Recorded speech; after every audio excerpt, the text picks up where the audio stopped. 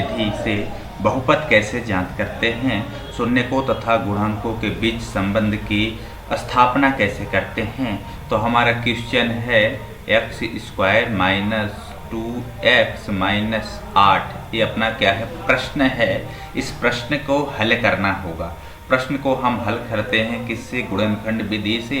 तब हम यहाँ पे लिखते हैं x² - 2x - 8 बराबर 0। हमने ये लिख दिया गुणनखंड विधि से, अपन को इसे हल करना है। आप देखते हैं इसमें होता क्या है, इसमें होता यह है कि ऐसी दो संख्या का चयन करना पड़ता है कि दोनों संख्याओं का गुणा करने पे, आपस में गुणा करने पे 8 आना चाहिए और उन्हीं दो संख्याओं जोड़ने घटाने पर 2 आना चाहिए। तो हमने चलिए संख्या का चयन कर लिया है, जैसे 4 - 2, 4 का गुणा 2 में करेंगे तो 8 होगा और 4 में 2 निकालेंगे तो 2 बचेगा। अपनी संख्या सेलेक्ट हो गई। अब यहाँ पे देखिए हम x लिखते हैं, -8 बराबर 0 लिख दिया और इधर भी हम x² लगा के माइनस लगा देते हैं। यानी कहने का मतलब कि ये इस बीच की स्थान पे जहाँ पे 2x है, इसी के स्थान पे इस संख्या को लिखना है, बाकी x² को सेम लिखना है और -8 को सेम लिखना है। इसमें कोई चेंजेस नहीं करने होते हैं। अब देखिएगा यहाँ पे x² है, हमने x² लगा दिया। इस 4 का गुणा x में होगा क्योंकि ब्रैकेट के अंदर में 4 है और ब्रैकेट के बाहर x है, तो ब्रैकेट का मतलब होता है गुणा। तो माइनस लगा के हमने लिख दिया x का गुणा 4 में होगा तो 4x। अब माइनस कहाँ है, ब्रैकेट के अंदर है यहाँ पे, और एक माइनस है ब्रैकेट के बाहर। तो इस माइनस का गुणा इस माइनस में होगा तो क्या हो जाएगा, प्लस हो जाएगा। और इस 2 का गुणा x में होगा तो क्या होगा, 2x होगा। -8 बराबर 0, इतना लिख लेंगे। अब इसको पार्ट 1 बना लेंगे, इसको पार्ट 2 बना लेंगे। अब देखिएगा यहाँ पे 2x हैं तो हमने इसको लिखा x - x4, क्या लिख दिया, x ब्रैकेट लगाया, x - 4 लिखा, यानी x का गुणा x में होगा तो x², x का गुणा 4 में होगा तो 4x। यहाँ पे प्लस है तो हमने यहाँ पे प्लस लगाया, यहाँ पे 2x है तो हमने यहाँ पे 2 लिखा और ब्रैकेट बंद किया, यहाँ पे लिखा x और -8 लगा, सॉरी यहाँ पे हम लिखेंगे 4, क्योंकि 2 का गुणा x में होगा 2x और 2 का गुणा 4 में होगा तो 8 हो जाएंगे। लगा के हमने लगा दिया 0। यहाँ पे भी x - 4 है, यहाँ पे भी x - 4 है, तो इन दोनों को हम कॉमन ले लेते हैं। x - 4 को कॉमन ले लिया, ब्रैकेट को क्लोज किया।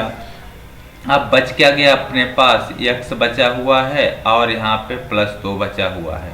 तो हम इसको लिखते हैं x + 2 ब्रैकेट लगाया और ब्रैकेट के बाद हमने 0 लगा दिया।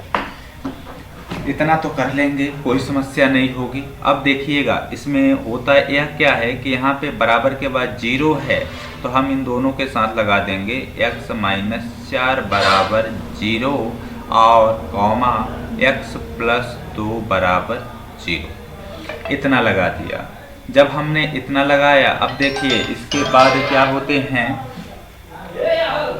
x - 4 है, इसके बराबर 0 है और x + 2 बराबर 0 है। जैसे बराबर के बाद 0 है तो कोई वैल्यू नहीं है, तो हमें क्या करना पड़ेगा, x के बराबर करना पड़ेगा। जो माइनस का है वो कन्वर्ट हो जाता है प्लस में और जो प्लस का है वो कन्वर्ट हो जाता है माइनस में। सिर्फ इतना करते हैं क्योंकि प्लस लिखा नहीं जाता और माइनस लिख दिया जाता है। अब ये अपने क्या होंगे, अतः यह शून्यक हैं। क्या है ये, आपस में शून्यक हैं। तो हमने अतः शून्यक बराबर क्या हो जाएंगे, आप यहाँ पे लिखेंगे अतः शून्यक बराबर 4 और -2।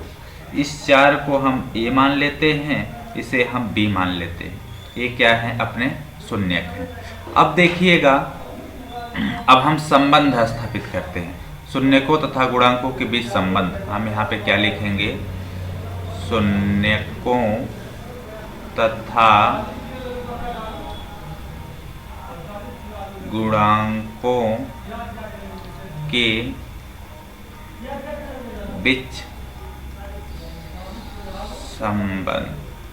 अब संबंध ज्ञात करने के लिए हमें फार्मूला लगता है, शून्यकों का योगफल। क्या होता है, शून्यकों का योगफल ए प्लस बी, अपना शून्य क्या है, ए है और बी है, योग यानी जोड़ना, ए प्लस बी इसके बराबर होता है माइनस बी बटे ए। इसी तरह से शून्यकों का गुणनफल क्या होता है, शून्यकों का